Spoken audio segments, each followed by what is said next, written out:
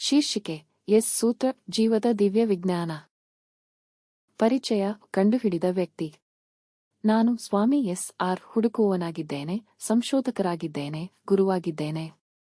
40 ವರ್ಷಗಳ ಕಾಲ ನಾನು ಅಸ್ತಿತ್ವದ ಗಟ್ಟಿಯಾದ ಸತ್ಯಗಳನ್ನು ಅರಿಯಲು ನನ್ನ ಜೀವನವನ್ನೇ ಅರ್ಪಿಸಿದ್ದೆನು. ನಾನು ದೇವರ ಕುರಿತು ಸಂಶೋಧನೆ ಮಾಡಿದೆ, ಆರೋಗ್ಯದ ಕುರಿತು ಸಂಶೋಧನೆ ಮಾಡಿದೆ. ಹೀಗೆ ದಶಕಗಳ ಶ್ರಮದ ನಂತರ ಒಂದು ಅದ್ಭುತ ಸಂಗತಿಯನ್ನು ಕಂಡುಹಿಡಿದೆ. ನಾನು ಅನುಭವದ ಮೂಲಕ ದೇವರನ್ನು ಕಂಡುಹಿಡಿದೆ ಮತ್ತು ಸತ್ಯವಾದ ಆರೋಗ್ಯದ ರಹಸ್ಯವನ್ನು ಅರಿತುಕೊಂಡೆ.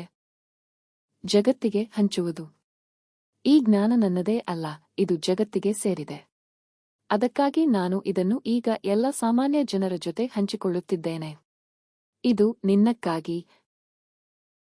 ನಾನು ಆತ್ಮಜ್ಞಾನ, ಅಧ್ಯಾತ್ಮ ಮತ್ತು ವಿಜ್ಞಾನ ಎರಡನ್ನೂ ಸೇರಿಸಿ ಎಸ್ ಸೂತ್ರವನ್ನು ರೂಪಿಸಿದೆ. ಇದು ಒಂದು ವಿಶ್ವಸತ್ಯ ಸೂತ್ರವಾಗಿದೆ. ಅದು ಅಧ್ಯಾತ್ಮವನ್ನು ವಿಜ್ಞಾನದ ದೃಷ್ಟಿಯಿಂದ ವಿವರಿಸುತ್ತದೆ.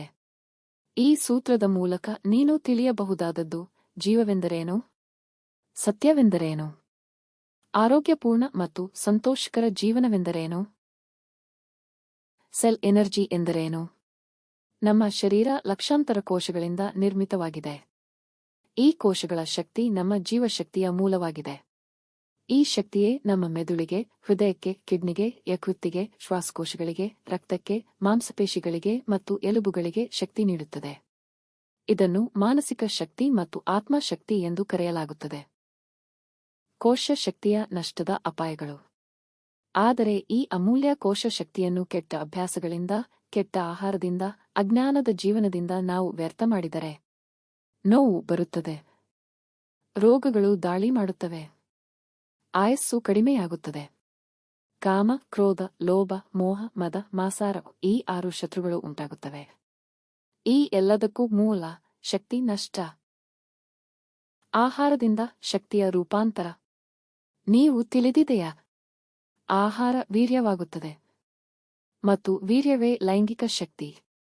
ಇದು ಅತ್ಯಂತ ಶಕ್ತಿಯುತ ಮೂಲಶಕ್ತಿ. ಎಸ್ ಸೂತ್ರದ ನಿಯಮಗಳನ್ನು ಅನುಸರಿಸಿ ಈ ಶಕ್ತಿಯನ್ನು ನೀವು ಶಾರೀರಿಕ, ಮಾನಸಿಕ ಮತ್ತು ಆತ್ಮಶಕ್ತಿಯಾಗಿ ಪರಿವರ್ತಿಸಬಹುದು. ಶಕ್ತಿ ಉಳಿಸಿ, ಬುದ್ಧಿವಂತಿಕೆ ಬೆಳೆಸಿ. ಈ ಶಕ್ತಿಯನ್ನು ಉಳಿಸಬೇಕು. ಮಕ್ಕಳಿಗೆ ಕಲಿಸಬೇಕು. ಇಂದ್ರಿಯಗಳಿಗೆ ಶಿಸ್ತು ನೀಡಬೇಕು. ಒಳ್ಳೆಯ ಅಭ್ಯಾಸಗಳನ್ನು ಬೆಳೆಸಬೇಕು. ಪ್ರತಿಯೊಂದು ಉಳಿದ ಶಕ್ತಿಯೊಂದಿಗೆ ನಾವು ಭವಿಷ್ಯವನ್ನು ಕಟ್ಟಬಹುದು. ಬಲಿಷ್ಠ ಶರೀರ, ನಿಶ್ಚಿತ ಮನಸ್ಸು, ಉತ್ತಮ ನಾಗರಿಕರು. ಎಸ್ ಸೂತ್ರ ನಿನ್ನ ಸತ್ಯದ ಮಾರ್ಗದರ್ಶಿ. ಎಸ್ ಸೂತ್ರ ಯಾವತ್ತೂ ಕೇವಲ ಸಿದ್ಧಾಂತವಲ್ಲ, ಇದು ಜೀವಂತ ಮಾರ್ಗ. ಇದು ವಿಜ್ಞಾನ ಮತ್ತು ಧರ್ಮದ ಸಂಗಮವಾಗಿದೆ. ಇದು ನಿನಗೆ ತೋರಿಸುತ್ತದೆ ನಿನ್ನ ಅಸ್ತಿತ್ವದ ಸತ್ಯವನ್ನು. ಕೊನೆ ಸಂದೇಶ. ಎಲ್ಲರಿಗಾಗಿ ಕರೆ. ಈ ಜ್ಞಾನವಿಲ್ಲದೆ ನೀನು ನಿಜವಾದ ಸಂತೋಷದಿಂದ ಬದುಕಲಾರೆ. ಇದು ಸದ್ಯದ ಅಗತ್ಯ. ಸತ್ಯವನ್ನು ಕಲಿತುಕೋ. ಸತ್ಯವನ್ನು ಬದುಕು. ಸತ್ಯವನ್ನು ಹಂಚು. ನಿನ್ನ ಕೋಶ ಶಕ್ತಿಯನ್ನು ಉಳಿಸು. ಬಲಿಷ್ಠ ಶರೀರ ನಿರ್ಮಿಸು. ಬಲಿಷ್ಠ ಸಮಾಜವನ್ನು ಕಟ್ಟು.